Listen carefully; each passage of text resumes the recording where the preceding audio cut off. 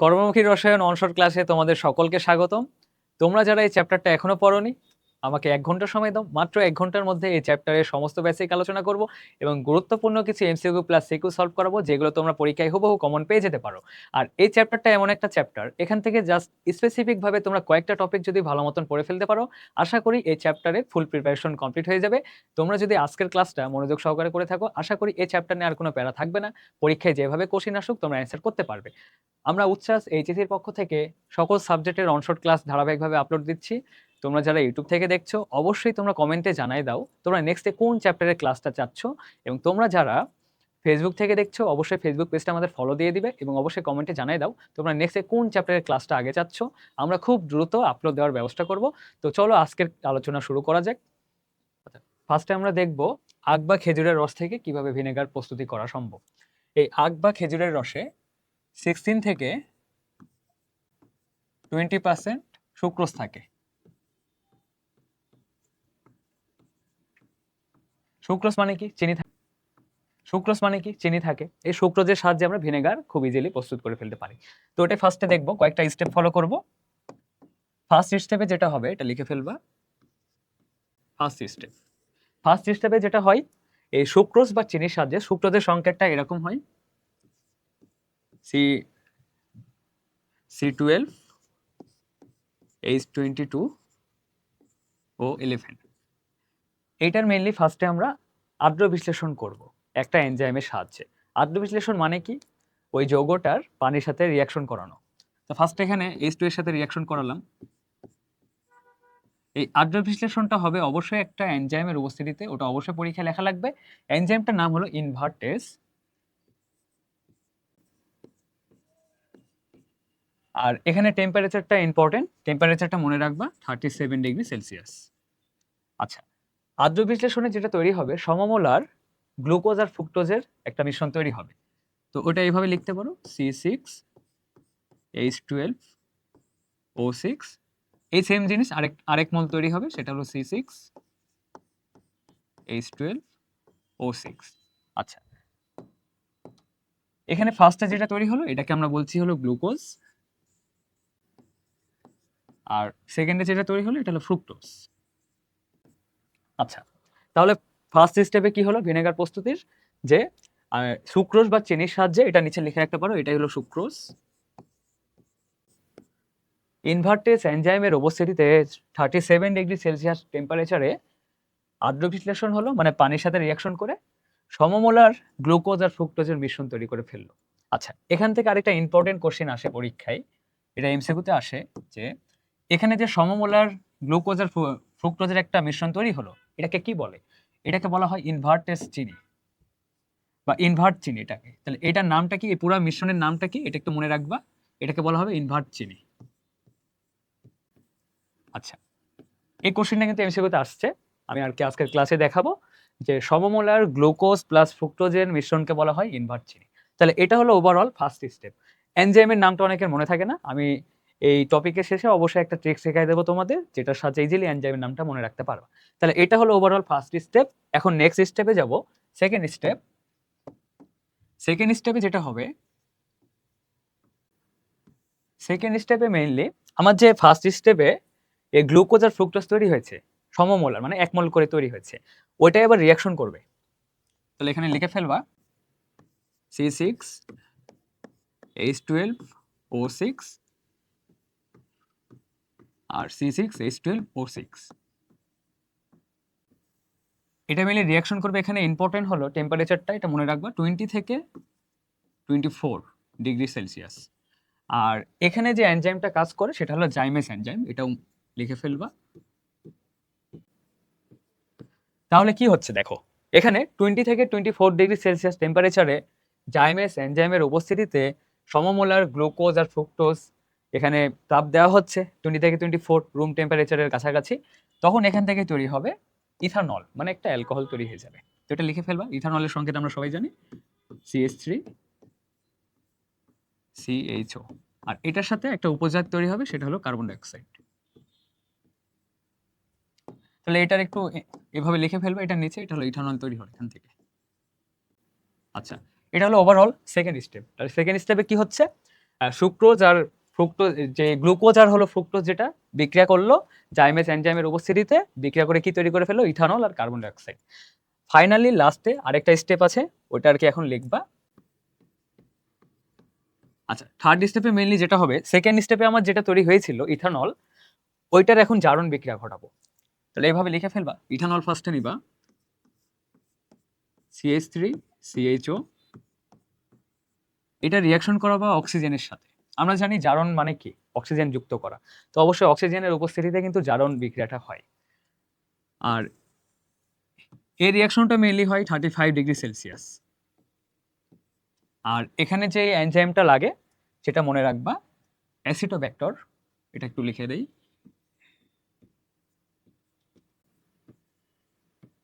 আচ্ছা, এই অ্যাসিটোব্যাক্টরের কিন্তু আরেকটা নাম আছে, এটা কিন্তু কোশ্চেনে মানে পরীক্ষায় আসে এই কোশ্চেনটা। অ্যাসিটোব্যাক্টরের আরেকটা নাম হলো মাইকোডার্মা অ্যাসিটি।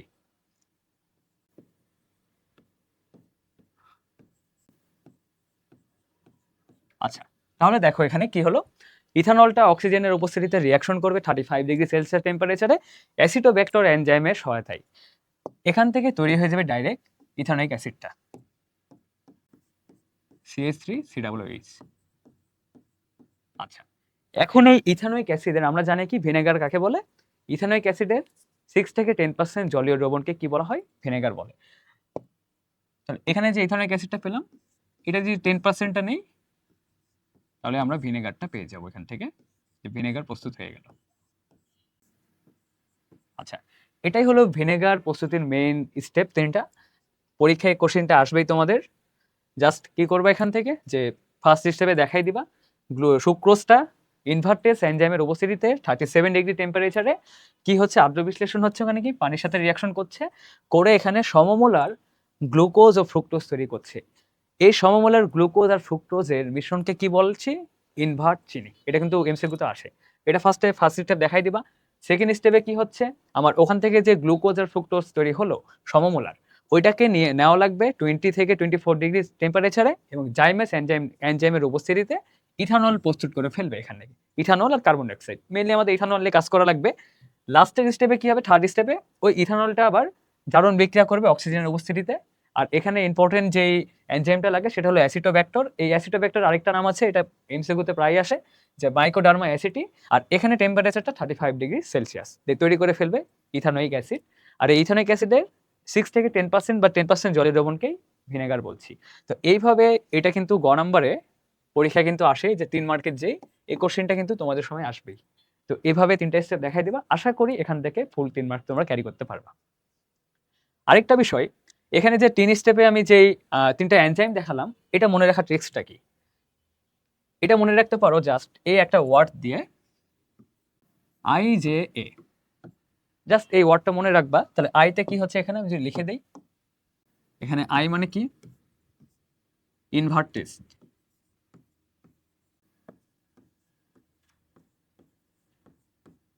আর জে মানে জাইমেস, আর এ মানে হলো অ্যাসিটোব্যাক্টর, বা ওটার আরেকটা নাম যেটা বললাম মাইকোডার্মা অ্যাসিটি। আচ্ছা, এটা হলো ওভারঅল ইথানোয়িক অ্যাসিড বা ভিনেগার তৈরির মেন রিয়াকশনগুলো। এখন আরেকটা বিষয়, যে আমি যে ইথানোয়িক অ্যাসিডটা পেলাম লাস্টের স্টেপে, দেখো থার্ড স্টেপে আমি যে এখানে ইথানোয়িক অ্যাসিডটা পেলাম, এটা কিন্তু পিওর ইথানোয়িক অ্যাসিড বা পিওর ভিনেগার বলতে পারবো না। জাস্ট এখানে ইথানোয়িক অ্যাসিড তৈরি হয়েছে, এটা 10% জলের দ্রবণকে ভিনেগার বলবো। কিন্তু পিওর ভিনেগার পাওয়ার কিছু স্টেপ আছে, এগুলো এভাবে দেখাতে পারো, যে আমি যে ইথানোয়িক অ্যাসিডটা পেলাম, এভাবে লিখবা যে CH3COOH। এটাকে দুইভাবে পাওয়া যায়, মানে পিওর ভিনেগার পাওয়ার উপায়টা কি, দুইভাবে পাওয়া যাবে। একটা প্রসেস হলো, তুমি যদি 75 থেকে 80°C আর 20 মিনিট, জাস্ট 20 মিনিট যদি তুমি এখানে তাপ দাও, তাহলে এখান থেকে ডাইরেক্ট পিওর ভিনেগারটা পেয়ে যাবা। আর আরেকটা উপায় হলো, আমি যে থার্ড স্টেপে যে ইথানোয়িক অ্যাসিডটা পেলাম, এটাকে যদি 3 মাস লিখে দাও, মানে 3 মাস যদি মনে করে এমনি রেখে দাও, এখান থেকে ডাইরেক্ট তৈরি হয়ে যাবে পিওর ভিনেগার। এই 3 মাস রাখার পরে যে পিওর ভিনেগারটা পাওয়া যায়, এটার একটা এই প্রসেসের একটা নাম আছে, এটাকে বলা হয় এজিং। তো আশা করি বিষয়গুলো ক্লিয়ার হয়েছে। তো পরীক্ষায় জিনিসটা না দেখালেও হবে, তোমরা জাস্ট পরীক্ষায় এই ৩টা স্টেপ দেখাই দেবে ওভারঅল, তাহলে ভিনেগার প্রস্তুতিটা কমপ্লিট হয়ে যাবে। তাহলে আমরা নেক্সট কোশ্চেনে যাই। আচ্ছা, এর আগের টপিকটা ছিল যে আখ বা খেজুরের রস থেকে কিভাবে ভিনেগার প্রস্তুত করা সম্ভব। এই কোশ্চেনটা কিন্তু বোর্ড পরীক্ষায় গ নাম্বারে মানে ৩ মার্কের জন্য আসবেই। এখন যে কোশ্চেনটা দেখাবো যে ভিনেগারের খাদ্য সংরক্ষণ কৌশল, এটা কিন্তু ৪ মার্কে আসবেই। তো এটা একটু গুরুত্বপূর্ণ, অনেক ইম্পর্টেন্ট, এখানে বেশি মার্ক আর কি থাকে। তো এটা একটু ভালো মতন তোমরা বুঝে নাও। তো এই টপিকটা কি, ভিনেগারের খাদ্য সংরক্ষণ কৌশল। তো আমরা এর আগের টপিকে কি দেখলাম, ভিনেগার প্রস্তুত হলো। ভিনেগারটা কি ছিল, ইথানোয়িক অ্যাসিডের 6 থেকে 10% জলের দ্রবণটা ভিনেগার ছিল, মানে CH3COOH। তো এটার যেই কৌশলটা, ফার্স্টে তুমি এইভাবে লেখা শুরু করবা পরীক্ষায় যে আমরা জানি মেইনলি ইথানোয়িক অ্যাসিডটাই ভিনেগার, মানে CH3COOH। আচ্ছা, এটাকে যদি আমি এখন এটা কিন্তু একটা দুর্বল তড়িৎ বিশ্লেষ্য, হ্যাঁ। এখন এই দুর্বল তড়িৎ বিশ্লেষ্যকে যদি আমি ভাঙি, তাহলে কি হয় দেখো, দুর্বল তড়িৎ বিশ্লেষ্য কিন্তু পরিপূর্ণভাবে বিয়োজিত হয় না, সামান্য পরিমাণে বিয়োজিত হয়। এখান থেকে আমি দুইটা আয়ন পাবো, একটা হলো CH3COO- আর আরেকটা পাবো হলো H+ আয়ন। আচ্ছা, এখন কথা হলো এটা তো অ্যাসিড, জানোই ইথানোয়িক অ্যাসিড হলো একটা অ্যাসিড। তাহলে এই ইথানোয়িক অ্যাসিডের জলীয় দ্রবণ অবশ্যই অম্লীয় হবে। তো এটা এই জিনিসটা একটু লিখে ফেলবা যে এই অ্যাসিডটার যে জলীয় দ্রবণ হবে অম্লীয়। আচ্ছা, এখানে আরেকটা ইনফরমেশন তোমরা অ্যাড করবা, সেটা হলো এই জলীয় দ্রবণের পিএইচটা কত। পিএইচটা এখানে অবশ্যই অ্যাড করবো, অনেক ইম্পর্টেন্ট, এটা এমসিকিউতে আসতে পারে।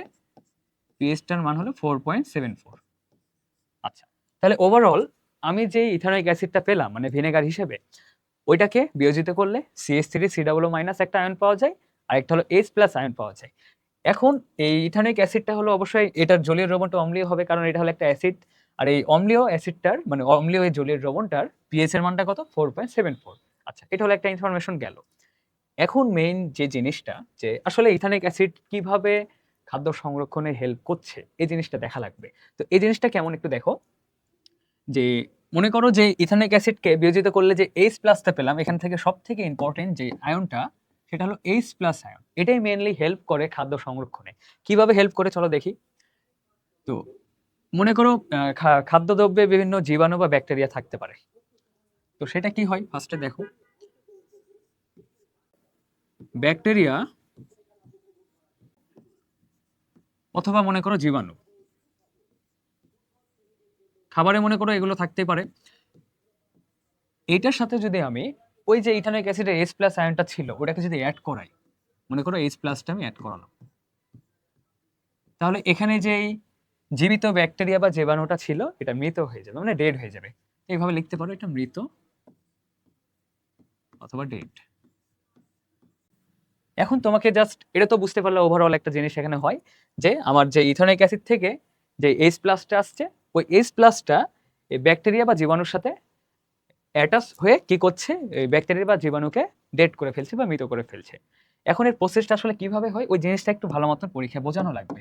সেটা কিভাবে বোঝাবো দেখো, এই যে এখানে ব্যাকটেরিয়া বা জীবাণু যে আছে, এটা আসলে কি দিয়ে তৈরি হয়, এটা একটু মনে রাখবে। এটা হলো প্রোটিন দিয়ে তৈরি হয় মেইনলি। এই প্রোটিনটা আবার তৈরি হয় অ্যামিনো অ্যাসিড দিয়ে। আচ্ছা, তাহলে প্রোটিন তৈরি হচ্ছে কি দিয়ে, অ্যামিনো অ্যাসিড দিয়ে। এখন তোমাদের এখানে একটা ওভারঅল রিঅ্যাকশন দেখানো লাগবে, সেটা হলো যে অ্যামিনো অ্যাসিডটা আবার কিভাবে তৈরি হয়। একটা যদি অ্যামিনো অ্যাসিডের আমি মনোমার কল্পনা করি, যে মনে করো যে আমি জাস্ট একটা কার্বন নিয়েছি, মনে করো এই অ্যামিনো অ্যাসিডটাই কেমন হয় একটু আমি এখানে দেখাই দিই তোমাদের। ফার্স্টে একটা কার্বন নিবা, কার্বনের আমরা জানি 4টা হাত থাকে। একটা হাতে মনে করো COOH কার্বক্সিলিক গ্রুপটা দিয়ে ফেলবা, আরেক হাতে মনে করো এখানে CH3টা দিবা, মিথাইল মূলক CH3, আরেক হাতে দিবা হলো অ্যামিনকে, আর কার্বনের আরেকটা হাত ফাঁকা আছে, ওটা ফিল আপ করবা হাইড্রোজেন দ্বারা। এটা হলো ওভারঅল একটা অ্যামিনো অ্যাসিডের বেসিক গাঠনিক সংকেতটা। আচ্ছা, এখান থেকে আরেকটা বিষয়, এটা তো আমি জাস্ট একটা অ্যামিনো অ্যাসিড দেখাইছি, এই জন্য এটাকে বলতে পারো অ্যামিনো অ্যাসিডের মনোমার। তাহলে এটা কি হচ্ছে, এটা একটা জাস্ট মনোমার। কিন্তু এই ব্যাকটেরিয়া যে বা জীবাণু যে প্রোটিন দিয়ে তৈরি, ওই প্রোটিনটা আবার অ্যামিনো অ্যাসিড দিয়েই তৈরি হচ্ছে। ওখানে তো একটা অ্যামিনো অ্যাসিড কখনো থাকবে না। ওখানে কিন্তু লক্ষ, লক্ষ কোটি, কোটি অ্যামিনো অ্যাসিড থাকবে। তাহলে অ্যামিনো অ্যাসিড মেইনলি চেইন আকারে থাকে। ওই ফিগারটা অবশ্যই তোমাদের পরীক্ষায় দেখানো লাগবে। সেটা কিভাবে দেখাবা? ওইটা যদি একটা টেকনিক বলি, জাস্ট জিনিসটা এইভাবে মনে রাখবা যে এগুলো ফিক্সড থাকবে। কার্বনের হাতে একটা হাইড্রোজেন থাকবে, আরেকটা হাতে মনে করো CH3 বা মিথাইল গ্রুপটা থাকবে। কিন্তু এখানে যেই COOH মূলক আছে না? এখান থেকে মনে করো একটা OH বের হবে জাস্ট। জাস্ট এইভাবে লিখে রাখো। এখান থেকে একটা OH বের হবে। আর এখানে যে অ্যামিন আছে না? এই অ্যামিন থেকে জাস্ট একটা হাইড্রোজেন বের হয়ে যাবে। এই যে মাইনাস হাইড্রোজেন, মাইনাস OH দিয়ে বুঝালাম। এটা বের হয়ে যাবে। তাহলে কি হচ্ছে দেখো, ওভারঅল রিঅ্যাকশনটা আমি নেক্সট পেজে দেখাই। জিনিসটা এইভাবে লিখবা যে কার্বনের মনে করো ফার্স্টে একটা হাতে হাইড্রোজেন বসায় ফেলবা। তো ওইটা মনে করো এইভাবে দিতে পারো, CH হাইড্রোজেন বসে গেছে। আরেকটা হাতে মনে করো CH3 বসে আছে। এই দুটা মনে করো ফিক্সড, কোনো চেঞ্জ হবে না এই দুইটার। আর কার্বনের যে আরো দুইটা হাত ফাঁকা ছিল, এখানে কি ছিল কার্বনের দেখো, এই হাতে কি ছিল NH2 মানে অ্যামিন গ্রুপটা ছিল। অ্যামিন থেকে একটা হাইড্রোজেন অপসারণ করে দিবা, তাহলে কি থাকবে? NH থাকবে। ওটা লিখে ফেলো এখানে, এখানে থাকবে NH। আর কার্বনের আরেকটা হাতে কি ছিল দেখো, COOH মূলকটা। COOH থেকে জাস্ট OH-টা বাদ দিবা। যদি OH-টা বাদ দেই আমি, তাহলে কি থাকে? CO থাকে না, জাস্ট এই পার্টটুকু থাকবে না, CO। ওটা তাহলে লিখে ফেলো এখানে, এখানে লিখে দেই CO। আচ্ছা, এই জিনিসটা কেন করলাম দেখো, এখানে একটা হাত ফাঁকা থেকে গেল কার্বনের, এখানে একটা হাত ফাঁকা থেকে গেল। এই যে হাত ফাঁকা থাকলো, এটার ফলে আমি আরেকটা অ্যামিনো অ্যাসিড এখানে যুক্ত করতে পারবো পলিমার গঠনের জন্য, কারণ একটা মনোমার তো থাকবে না, অ্যামিনো অ্যাসিড হিসেবে তো অনেকগুলো অসংখ্য মনোমার থাকবে। তো এখানে তাহলে কি করবা, আরেকটা যুক্ত করবা এইভাবে, এই যে CO চলে আসছে, মানে এই জিনিসটাই এই স্ট্রাকচার আবার রিপিট করতে থাকবা। তাহলে CO, তারপর এখানে মনে করো CH, এখানে আবার CH3 আছে, আর এখানে মনে করো আবার NH আছে। এই নাইট্রোজেনের দুইটা হাত ফিল আপ হয়েছে, আরেকটা হাত ফাঁকা। আরেকটা হাতের সাথে তুমি আরেকটা অ্যামিনো অ্যাসিড যুক্ত করো, CO, CH, CH3, NH। আচ্ছা, আরেকটা হাত ফাঁকা দিয়ে দিলাম। আচ্ছা, এভাবে কিন্তু স্ট্রাকচারটা রিপিট হতেই থাকবে। এটাই মেইনলি পলিমার, এভাবে দেখাই দিবা। এটাই মেইনলি পলিমারটা তৈরি হচ্ছে এখানে। এটাকে N দিয়ে এভাবে লিখতে পারো, এটাই মেইনলি পলিমার আমাদের। এই ফিগারটা কি তাহলে? অ্যামিনো অ্যাসিডের পলিমার। এখন এই অ্যামিনো অ্যাসিড বা অ্যামিনো অ্যাসিডটা কোথায় থাকছে আমরা দেখলাম, এটা থাকছে মেইনলি আমাদের ব্যাকটেরিয়া বা জীবাণু দেহে। এই অ্যামিনো অ্যাসিড যে ব্যাকটেরিয়া বা জীবাণুর দেহে একটা পলিমার তৈরি করছে, এই পলিমারটা কিভাবে খাদ্যদ্রব্য নষ্ট করে এটাকে দেখানো লাগবে তোমাদের। তো আমরা জানি এখানে কিন্তু নাইট্রোজেন আছে, সব জায়গায় একটা করে নাইট্রোজেন আছে। নাইট্রোজেনের কিন্তু একজোড়া মুক্তজোড় ইলেকট্রন থাকে। তো এখানে দেখাই ফেলবে এইভাবে, নাইট্রোজেনের একজোড়া মুক্তজোড় আছে, এখানেও আছে, এই নাইট্রোজেনও আছে। তোমরা জাস্ট তিনটা স্ট্রাকচার একসাথে অ্যাটাচ করে দিলেই হবে, বেশি বড় করার দরকার নাই। এরপরে যে জিনিসটা করা লাগবে, এখানে যেই নাইট্রোজেনের আমি মুক্তজোড় ইলেকট্রন পাচ্ছি, এই যে এটা একটা নাইট্রোজেনের মুক্তজোড় ইলেকট্রন, এখানে আরেকটা মুক্তজোড় ইলেকট্রন, এখানে মনে করো আরেকটা মুক্তজোড় ইলেকট্রন। এই মুক্তজোড় ইলেকট্রনগুলো অ্যাক্টিভ সাইড হিসেবে কাজ করে। কারণ কি, আমরা জানি মুক্তজোড় ইলেকট্রনগুলো যে কোনো সময় একটা বিক্রিয়ায় পার্টিসিপেট করতে পারবে, যার ফলে খুব সহজে এই ব্যাকটেরিয়া বা জীবাণুটা একটা খাদ্যদ্রব্যে অ্যাটাক করে, অ্যাক্টিভ সাইডটা হলো অ্যাক্টিভ করার ফলে অ্যাটাক করতে পারে, যার ফলে খাদ্যদ্রব্যটা সহজে নষ্ট করে দেয়। যার ফলে এই জিনিসগুলো এইভাবে দেখাই দিবা তোমরা, এটা হলো অ্যাক্টিভ সাইট। তাহলে মুক্তজোড় ইলেকট্রনগুলো অ্যাক্টিভ সাইট, এগুলো খুব সহজে মানে বেশি সক্রিয়, এগুলো খুব সহজে বিক্রিয়ায় পার্টিসিপেট করতে পারে, যার ফলে খাদ্যদ্রব্য নষ্ট করে ফেলে জীবাণু বা ব্যাকটেরিয়াটা। এখন এই অ্যাক্টিভ সাইটটা অবশ্যই আমাদের ইনঅ্যাক্টিভ করা লাগবে। এই ইনঅ্যাক্টিভটাই করা হয় মেইনলি এটার সাহায্যে।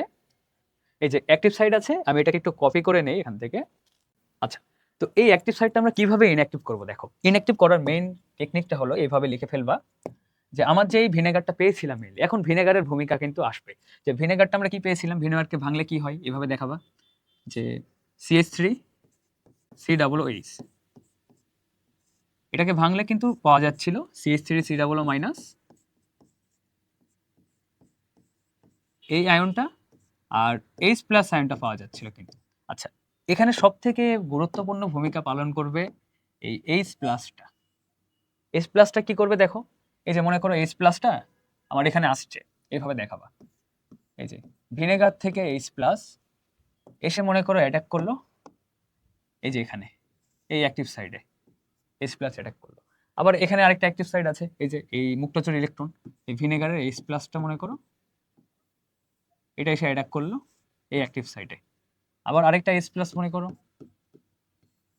এই অ্যাক্টিভ সাইটে এসে অ্যাটাক করলো। আচ্ছা, অ্যাক্টিভ সাইডে অ্যাটাক করলে কি হবে? দেখো H প্লাসের কিন্তু কোনো ইলেকট্রন নাই।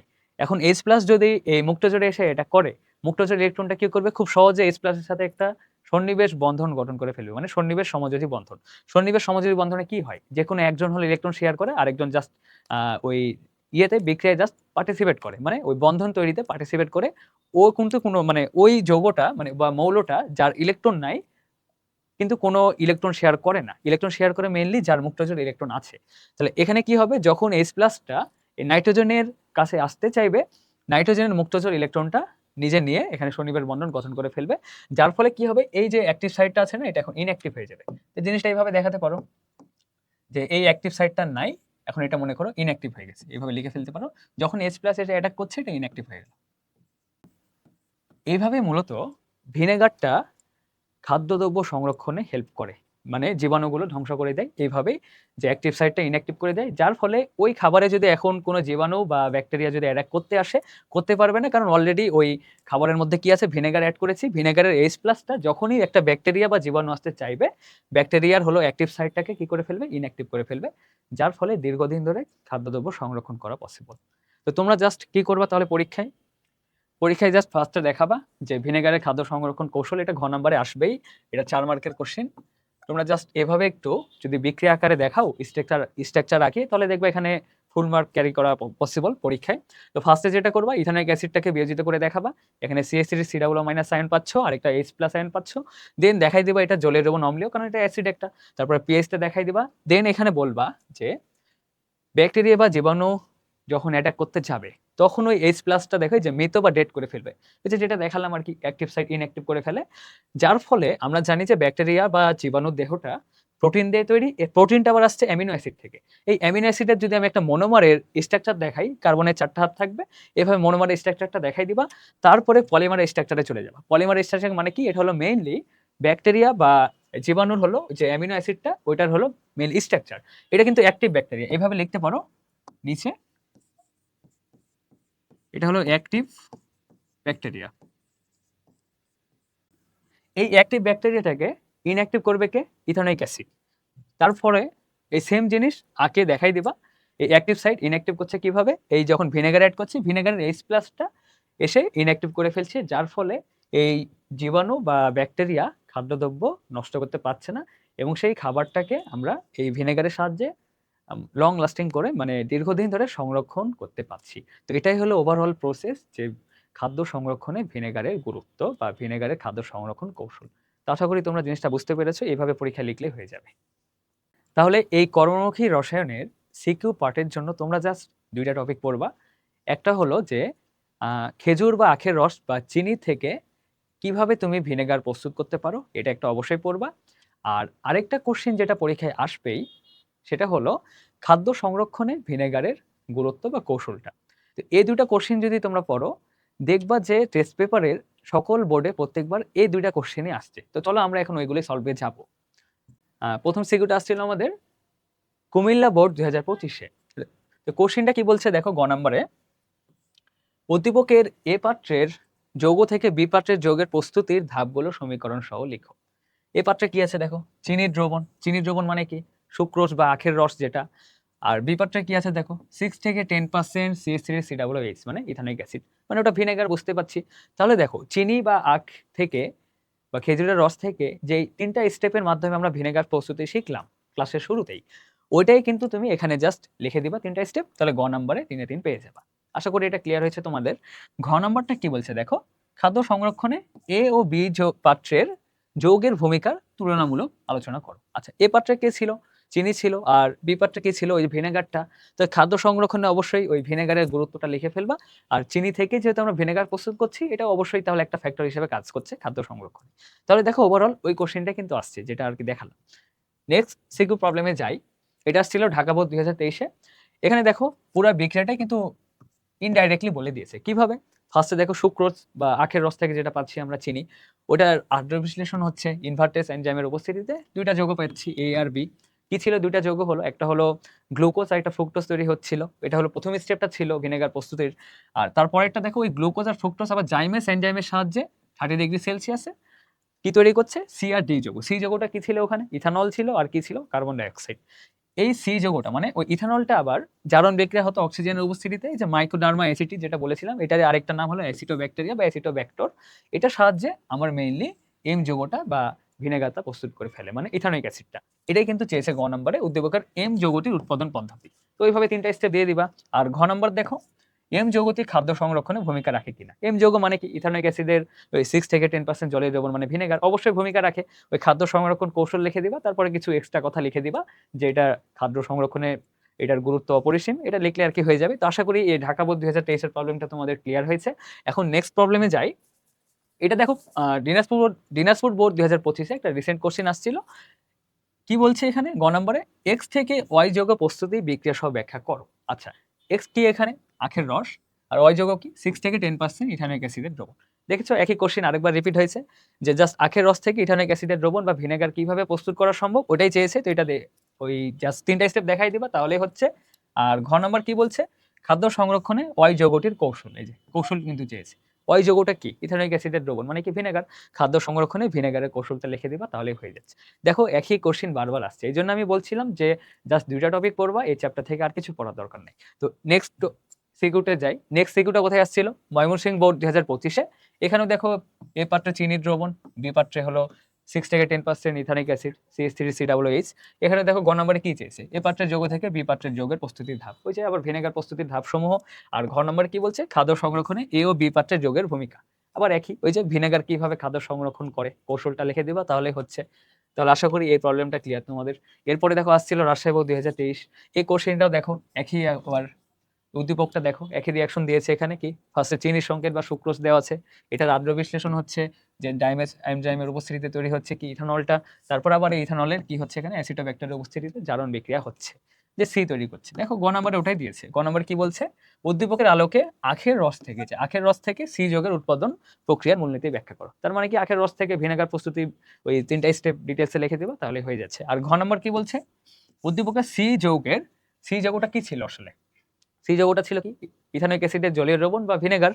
জীবাণুরোধী ক্রিয়ার কৌশল, ওই যে আমি যেটা দেখালাম অ্যামিনো অ্যাসিডের, ওই অ্যামিনো অ্যাসিডের অ্যাক্টিভ সাইটটাকে ইনঅ্যাক্টিভ করে ফেলছে এই ভিনেগারের H+ আয়নটা, ওইগুলো দেখাই দিবা। আশা করি এই কোশ্চেনটার সলভ হয়ে যাবে। তাহলে দেখো একই কোশ্চেনই কিন্তু বারবার রিপিট হচ্ছে। দেখো চট্টগ্রাম বোর্ড 2023 এ, এখানে দেখো চিনির নমুনা, তারপরে ভিনেগার কি বলছে? 1 নম্বর নমুনা থেকে 2 নম্বর নমুনা প্রস্তুতি, মানে কি চিনি থেকে বা সুক্রোজের সাহায্যে বা আখের রস থেকে কিভাবে ভিনেগার প্রস্তুত করলাম ওইটা দেখাই দিবা গ নম্বরে। ঘ নম্বরে কি বলছে? উদ্দীপকের 2 নম্বর নমুনার খাদ্য সংরক্ষণ কৌশল, ওই যে ভিনেগারের খাদ্য সংরক্ষণ কৌশল। দেখো একই কোশ্চেন বারবার রিপিট। আচ্ছা আচ্ছা, এই ছিল আমাদের ওভারঅল সিকিউর প্রবলেম। তাহলে তোমরা তো দেখলাই, জাস্ট 2টা টপিক পড়বা এখান থেকে, যে আখের রস থেকে বা চিনি থেকে ভিনেগার প্রস্তুতি, আর আরেকটা পড়বা খাদ্য সংরক্ষণে ভিনেগারের যে কৌশলটা ওইটা। তা আশা করি সিকিউ পার্টটা তোমাদের ক্লিয়ার। জাস্ট 2টা টপিক ভালো মতন পড়ে নিচ্ছ তাহলে কিন্তু হচ্ছে। তাহলে এখন আমরা নেক্সট এমসিকিউ পার্ট সলভে যাব। আচ্ছা, আমাদের সিকিউ এর পোর্শনটা কমপ্লিট হয়েছে। এখন আমরা শুরু করব এমসিকিউ। তো এই চ্যাপ্টারে দেখবা যে বইয়ে অনেক হিউজ টপিক আছে। আমি তোমাদের জন্য জাস্ট স্পেসিফিক ভাবে কয়েকটা টপিক এখানে লিখেছি। এগুলো যদি ভালো মতন তোমরা পড়ো, আশা করি এগুলোর বাইরে থেকে পরীক্ষায় আসবে না। তো ফার্স্টে যেটা তোমাদের মনে রাখা লাগবে যে প্রাকৃতিক খাদ্য সংরক্ষক হিসেবে কারা আছে। এখানে বিভিন্ন নাম আছে, একটা হলো লবণ, তারপরে চিনি, ভিনেগার, অ্যালকোহল, তেল, এগুলো। সব থেকে ইম্পর্টেন্ট যেটা খাদ্য লবণ বা খাবার লবণ, এটা কিন্তু অনেকবার পরীক্ষা আসছে, এটা কিন্তু ভেরি ভেরি ইম্পর্টেন্ট, এটা তোমাদের মনে রাখাই লাগবে। খাবার লবণের সঙ্গে তোমরা জানি সোডিয়াম ক্লোরাইড NaCl। তো খাবার লবণের সাহায্যে এটা হলো একটা প্রাকৃতিক খাদ্য সংরক্ষণ। আগে যখন ফ্রিজ ইউজ করা হতো না, তখন কিন্তু মেইনলি এই খাবার লবণের সাহায্যে কিন্তু খাদ্য সংরক্ষণ করা হতো। তো চলো এখান থেকে কি এমসিকিউ আসছিল বিগত সালে ওটা একটু দেখি। দেখো কোশ্চেনটা আসছিল কি, নিচের কোনটি প্রাকৃতিক খাদ্য সংরক্ষক হিসেবে ব্যবহৃত হচ্ছে? এটা কি হবে দেখলা? খাদ্য লবণ বা সোডিয়াম ক্লোরাইড NaCl। তারপরের কোশ্চেনে যাই।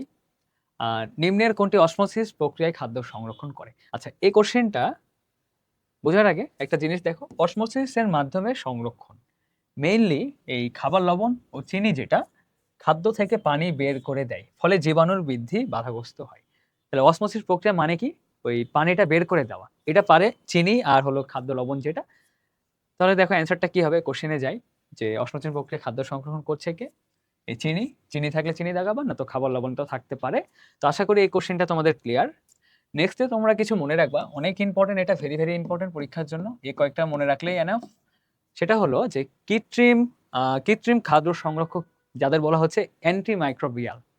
তো অ্যান্টিমাইক্রোবিয়াল হিসেবে কারা থাকছে? নাইট্রাইট থাকবে, তারপরে নাইট্রেট থাকতে পারে, তারপরে আছে হলো সরবিক অ্যাসিড, সোডিয়াম বা পটাশিয়াম বা ক্যালসিয়াম সরবেট, তারপরে আছে সালফার ডাইঅক্সাইড, তারপরে সালফাইডস, এটা মনে রাখবা নামটা। আর এটা হলো ফর্মালডিহাইড অথবা ফরমালিন। আর আরেকটা হলো বেনজোইক অ্যাসিড, এই যে নামটা এরকম হয়ে গেছে, বেনজোইক অ্যাসিড। তোমাদের পরীক্ষার জন্য সব থেকে ইম্পর্টেন্ট, এটা অনেকবার আসছে, নাইট্রাইট আর নাইট্রেটটা, এটা অবশ্যই তোমরা মনে রাখবা, এটা ট্রিপল স্টার। আর আরেকটা কোশ্চেন প্রায় এসেই থাকে, এটা মনে রাখবে যে বেনজোইক অ্যাসিডটা, এটা আর কি লিখে দিলাম, বেনজোইক অ্যাসিড। এটা কি মাইক্রোবিয়াল হিসেবে কাজ করে, বা কৃত্রিম খাদ্য সংরক্ষক বললেও এটা দাগাবা, বা নিচের কোনটি মাইক্রোবিয়াল, এই কোশ্চেনটাও আসে তখন এটা দাগাই ফেলবা। তাহলে এটাও কিন্তু ইম্পর্টেন্ট, রেজিস্টার মার্ক দিয়ে রাখো। আচ্ছা, তাহলে এখান থেকে কি কোশ্চেন আসছিল দেখি। এই যে দেখো, নিচের কোনটি অ্যান্টি মাইক্রোবিয়াল এজেন্ট, সেটা কি হবে একটু আগে দেখলাম। এই যে সোডিয়াম বেনজয়েট হতে পারে, এই যে এখানে যেটা বেনজোইক অ্যাসিড লিখেছি না, এটার সাথে অ্যাড করে দিতে পারো যে সোডিয়াম বেনজয়েট, বা এখানে যে জিনিসগুলো লিখেছিলাম সোডিয়াম বা পটাশিয়াম বা ক্যালসিয়াম সরবেট। তো এটার অ্যান্সারটা কি হবে? Sodium benzoate. আর এটার হলো সংকেতটা যদি একটু বলি, এরকম হয়। ফার্স্টে একটা বেনজিনকে আঁকাবা, এই বেনজিন হিসাবে একটা প্রতিস্থাপক দিয়ে ফেলবা এরকম, COO, সোডিয়াম বেনজয়েট। তো আশা করি এই প্রবলেমটা তোমাদের ক্লিয়ার হয়েছে। আর বেনজিনের এখানে একটা ইয়ে থাকে, রিং থাকে, এটা দিয়ে ফেলবা। আচ্ছা, এরপরে যে কোশ্চেনটা আসে সেটা হলো অ্যান্টিঅক্সিডেন্ট থেকে নিচের কোনটি প্রাকৃতিক অ্যান্টিঅক্সিডেন্ট বা নিচের কোনটি কৃত্রিম antioxidant.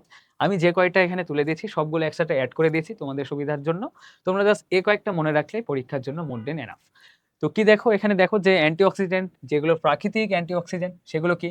Vitamin C, vitamin E, তারপরে সেলেনিয়াম, সেলেনিয়ামটা এইভাবে মনে রাখবা, অক্সিজেন যুক্ত থাকে। আর আরেকটা হলো বিটা ক্যারোটিন। এখান থেকে সব থেকে ইম্পর্টেন্ট যে পরীক্ষায় বারবার আসছে সেটা হলো বিটা ক্যারোটিনটা, এটা ভেরি ভেরি ইম্পর্টেন্ট, এটা একটু মনে রাখবো এখান থেকে। তাহলে এগুলো গেল কি অ্যান্টিঅক্সিডেন্ট, যারা ন্যাচারাল অ্যান্টিঅক্সিডেন্ট প্রাকৃতিক। আর এরপরে হলো কৃত্রিম বা আর্টিফিশিয়াল যে অ্যান্টিঅক্সিডেন্ট গুলো আছে সেগুলো কি আছে এখানে দেখো। এখানে গ্যালিক অ্যাসিড আছে, প্রোপাইল গ্যালেট আছে, তারপরে নাইট্রোজেন আছে, কার্বন ডাইঅক্সাইড আছে। এগুলো মনে করো নর্মালি পরীক্ষার জন্য মেনলি ইম্পর্টেন্ট এই তিনটা, ভেরি ভেরি ইম্পর্টেন্ট, এটা লিখে রাখো। সেটা কি? একটা হলো বিএইচএ, বিএইচএ এর পূর্ণরূপটা একটু মনে রাখবা, সেটা কি? বিউটাইলেটেড হাইড্রক্সি অ্যানিসল, এটা মনে রাখবা। তারপরে আছে বিএইচটি, বিউটাইলেটেড হাইড্রক্সি টোলুইন। তারপরে আছে টিবিএইচকিউ, টার্ট বিউটাইলেটেড, বা এভাবে লিখতে পারো যে টার্ট বিউটাইলাইড হাইড্রক্সি কুইনন। আর মেইনলি এটাই বেশি আসে যে বিএইচএ, বিএইচটি, টিবিএইচকিউ, এভাবে আর কি মনে রাখো। তাহলে এগুলো হলো কৃত্রিম অ্যান্টিঅক্সিডেন্ট। তাহলে এখান থেকে কি কোশ্চেন আসছিল দেখি, কোনটি অ্যান্টিঅক্সিডেন্ট? এখানে কিন্তু কৃত্রিম বা প্রাকৃতিক এটা কিন্তু উল্লেখ করেনি, যে কোনো একটা দাগালে হবে। তাহলে তাহলে দেখো কি হচ্ছে এখানে, এই যে বিএসটি, বিএসটি কি ছিল দেখো তো এখানে, এই যে বিএসটি কিন্তু ছিল, তাহলে অবশ্যই এটা অ্যান্টিঅক্সিডেন্ট হবে, এই যে এটা কৃত্রিম অ্যান্টিঅক্সিডেন্ট। আচ্ছা, নেক্সট প্রবলেমটা দেখি, কোনটি অ্যান্টিঅক্সিডেন্ট? আবারও একই টাইপের কোশ্চেন, এই যে টিবিএইচকিউ, টার্ট বিউটাইলেটেড হাইড্রক্সি কিউনন যেটা ছিল। আচ্ছা, নেক্সট প্রবলেমে যাই, কোনটি অ্যান্টিঅক্সিডেন্ট? কি হবে দেখো এখানে, সোডিয়াম বেনজয়েট তো হবে না, সোডিয়াম নাইট্রাইটও হবে না, সাইট্রিক অ্যাসিডও হবে না, তাহলে কি হচ্ছে? বিউটাইলেটেড হাইড্রক্সি অ্যানিসল। এটা কি ছিল? বিউটাইলেটেড হাইড্রক্সি অ্যানিসল। সংকেতটা কি ছিল দেখে নাও, এই যে বিউটাইলেটেড হাইড্রক্সি অ্যানিসল, বিএইচএ। দেখেছো কত ইম্পর্টেন্ট, এই তিনটাই বারবার রিপিট হচ্ছে। অ্যান্টিঅক্সিডেন্ট মানে এই তিনটা থাকবেই অপশনে, যে কোনো একটা। তাহলে এটার অ্যান্সারটা কি হলো? বিউটাইলেটেড হাইড্রক্সি অ্যানিসল। আচ্ছা, নেক্সট প্রবলেমে যাই, কোনটি অ্যান্টিঅক্সিডেন্ট? আবার একই কোশ্চেন, দেখো ওটাই বিউটাইলেটেড হাইড্রক্সি টোলুইন। বিউটাইলেটেড হাইড্রক্সি টোলুইন মানে কি? এই যে এটা ছিল বিএইচটি। আশা করি এটাও ক্লিয়ার। তারপরে দেখো, অনুমোদিত কৃত্রিম অ্যান্টিঅক্সিডেন্ট হলো কোনগুলো? তো প্রথমটা দেখো কি বলছে, বিএইচএ, বিউটাইলেটেড হাইড্রক্সি অ্যানিসল, এটা তো অবশ্যই হবে। তারপরে বিএইচটি, বিউটাইলেটেড হাইড্রক্সি টোলুইন, এটাও আমরা দেখলাম হবে। তারপরে কি? টিবিএইচকিউ, টার্ট বিউটাইল হাইড্রোকুইনন। তাহলে তিনটা এখানে সঠিক হচ্ছে, মানে ঘ নাম্বারটা অ্যান্সার। তো আশা করি এগুলো ক্লিয়ার তোমাদের জাস্ট যে কয়টা আমি বললাম ওইগুলো জাস্ট তোমরা পড়ে রাখবা, তাহলে আশা করি এমসিকিউ নিয়ে আর কোনো প্যারা থাকবে না। তারপরের কোশ্চেনটা দেখো, ওই যে আজকে সিকিউ পোর্শনে যে জিনিসগুলো পড়াইছিলাম ভিনেগার প্রস্তুতি, ওটাই দেখো এখানে আবার আসছে যে A+O2 মানে অক্সিজেনের সাথে একটা জিনিস বিক্রিয়া করছে, আবার ইম্পর্টেন্ট একটা ইনফরমেশন দেওয়া আছে কি অ্যাসিটোব্যাক্টর এ তৈরি করছে কি CH3COOH। CH3COOH মানে কি হচ্ছে ইথানোয়িক অ্যাসিড, এটা কিন্তু মেইনলি ভিনেগার হিসেবে ছিল। তাহলে এটা কোন স্টেপ তোমাদের মনে পড়ছে? এটা একেবারে লাস্ট স্টেপ, যেটা থার্ড স্টেপে কি ছিল? থার্ড স্টেপে ছিল যে সেকেন্ড স্টেপে আমি পেয়েছিলাম ইথানল। ইথানলটা মেইনলি বিক্রিয়া করবে এখানে CH3COO CH3COHO মেইনলি ইথানল বিক্রিয়া করছে কার সাথে? অক্সিজেনের সাথে। জারণ রিঅ্যাকশন হয় এখানে কার উপস্থিতিতে? এই যে অ্যাসিটোব্যাক্টরটা এখানে থাকে, অ্যাসিটোব্যাক্টর বা তুমি বলতে পারো মাইক্রোডার্মা অ্যাসিটি। দুইটাই আর কি মনে রাখবা, কি তৈরি করে ফেলে এখান থেকে? CH3COOH মানে ইথানোয়িক অ্যাসিডটা এখান থেকে তৈরি হয়। তাহলে মেইনলি অ্যান্সারটা কি হচ্ছে এখানে? এটা এ হিসেবে কে আছে? ইথানোয়িক অ্যাসিড, মানে ইথানলটা আছে আর কি এ হিসেবে।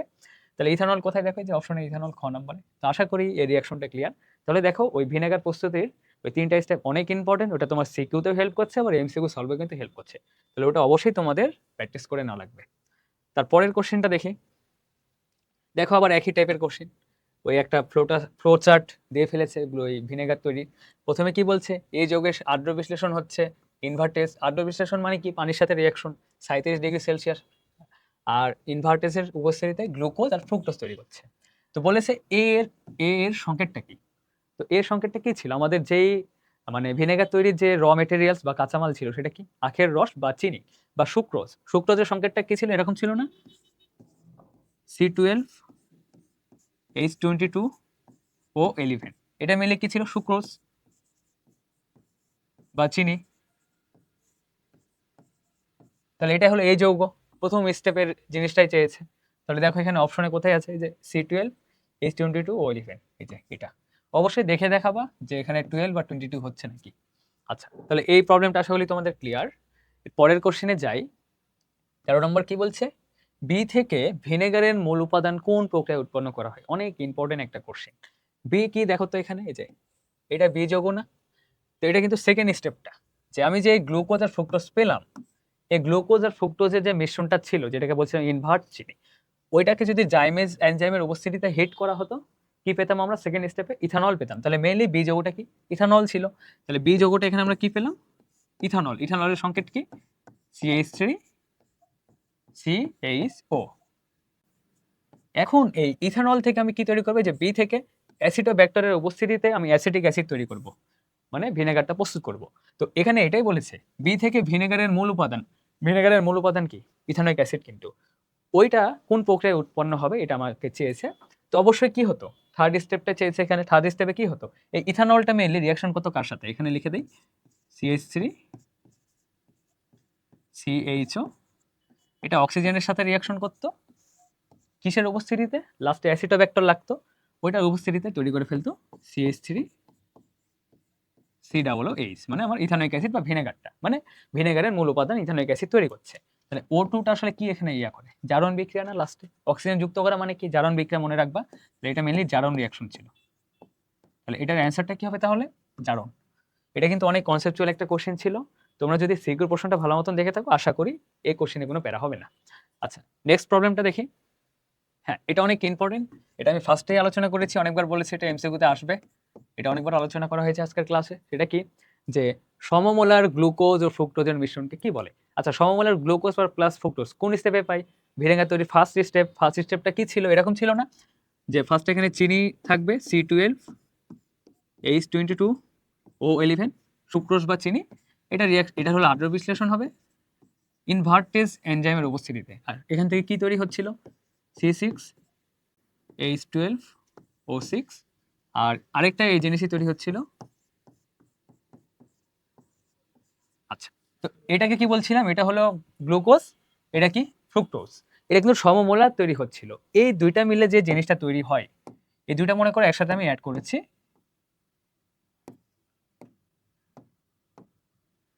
এই যে এখানে যে তৈরি হলো, এটাকে মেইনলি আমরা বলছি সমমোলার ওই গ্লুকোজ প্লাস ফ্রুক্টোজের মিশ্রণ। এটাকে বলা হয় ইনভার্ট চিনি বা ইনভার্ট সুগার, যে কোনো কিছু বলতে পারো।